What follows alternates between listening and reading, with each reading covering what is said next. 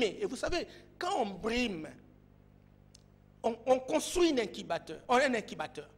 Et cette force en incubation va s'exploser. Et on aura difficile à maîtriser. C'est pourquoi la plupart des personnes, vous avez vu Ben Ali partir, et pourtant la Tunisie, c'est parmi les pays les plus riches, parmi l'armée la plus organisée, avec le matériel sophistiqué. Ben Ali aujourd'hui est en Arabie Saoudite. Et Moubarak, il est où? De grâce. Compaoré qui se croyait le plus grand soldat pour avoir tué Sankara, et qui a mis en place une armée, et qui croyait contrôler la région. Il est où maintenant? Il est où maintenant? Non, écoutez, il faut qu'à un moment donné, sincèrement, que ceux qui pensent que l'impérium est une occasion de mater tout un peuple. On peut dominer un peuple pendant un temps. On ne peut pas dominer tous les peuples pendant tout le temps. Ça, c'est Roosevelt qui le disait. S'il vous plaît, de grâce, respectez notre peuple. Aujourd'hui, on est en dialogue. Dialogue, pourquoi faire? C'est pour dédramatiser l'atmosphère des relations politiques. Dialogue, pourquoi faire? C'est pour dégonfler les conflits. Dialogue, c'est pourquoi faire? C'est pour réduire la méfiance. Entre-temps, vous êtes au dialogue. Ah, là, c'est vous, hein? Vous êtes, excusez. Je suis en train de décoller, s'il vous plaît. Oui. Vous êtes au dialogue. Et vous aggravez la situation déjà précaire. Vous avez arrêté certains opposants qui font l'objet véritablement de préalable aujourd'hui. Et vous voulez faire arrêter d'autres opposants. Et curieusement, une seule obédience. Beaucoup de militants arrêtés. Alors, si la justice n'est plus indépendante, alors vous entendez à quoi? C'est de la jungle. Très clairement, on est dans un régime dictatorial. C'est cela que ça veut dire. Oh, aujourd'hui, il y a des manœuvres, il y a des opportunités qui s'offrent au monde aujourd'hui pour que les pays qui s'organisent changent la situation de leur peuple. Aujourd'hui, nous étions dans une approche unipolaire. Il y avait une seule puissance, il y avait un seul directeur à travers le monde. Aujourd'hui, il y a plusieurs pôles unipolaires.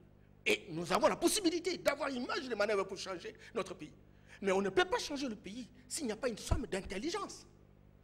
Cet homme d'intelligence doit être véritablement l'opposition, la majorité, la société civile, toutes les corporations, d'en bas comme d'en haut. Je vous pose la question très Norbert Yamba. Pourquoi, entre les acteurs politiques, quand vous êtes à l'opposition, avec ceux qui sont au pouvoir, il n'y a pas courant, et alors que finalement, je vois, ceux qui sont au pouvoir aujourd'hui, c'est ceux qui étaient à l'opposition hier, et c'est l'inverse, on tourne rond comme ça. Non, le courant ne passe pas entre les acteurs. Vous savez, un homme politique, un homme d'État, c'est quelqu'un qui a une vision, qui sait marcher dans les temps, et qui regarde 30 ans, 50 ans, 100 ans. Il dit, voilà ce qui va arriver à 100 ans.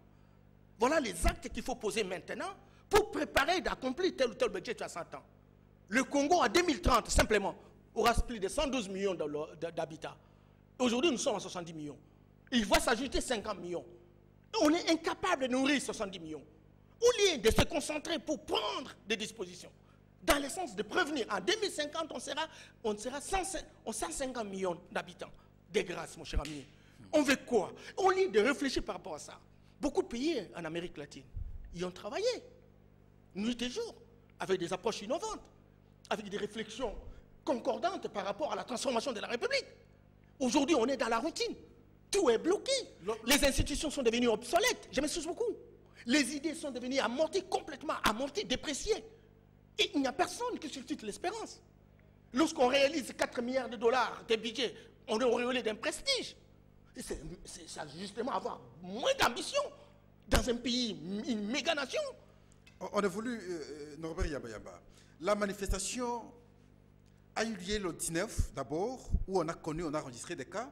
Le siège du PPRD incendié, enfin, du moins, le truc des jeunes du PPRD au niveau des limités incendié. Le siège du parti de Pichumabiulu incendié. On a connu des cas comme ça la journée.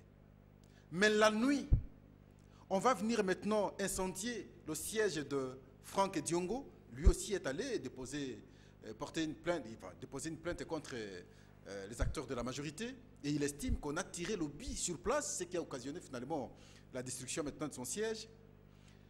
Ce qui est plus fort, c'est chez l'UDPS, où on brûle le siège. On ne se limite pas là, mais les gens calcinés. C'est difficile même à voir les images. Comment comprendre ce qui est passé la nuit, la journée plutôt, mais on connaît la réaction la nuit. Et avant cette réaction, il y a eu des menaces déjà. Mais mon frère ami, vous vous posez cette question pourquoi? D'abord, toutes mes condoléances à toutes les familles éprouvées, tous ces jeunes gens de l'IDPS, tous ces jeunes gens qui ont cru que le pays peut fonctionner autrement, tous ces gens qui ont cru que notre pays, il faut s'engager pour qu'il fonctionne autrement. Tous ces gens qui ont fait plus de 30 ans sans avoir gagné quoi que ce soit et qui ont estimé que le pays nous appartient et qu'il fallait faire des sacrifices en faisant même la garde dans un endroit où ils ne sont même pas payés. Ces gens-là qui ont été massacrés, assassinés, calcinés, castinés. Vous savez, le mal appelle le mal. Le bien appelle le bien. Celui qui fait du mal, il appelle le mal.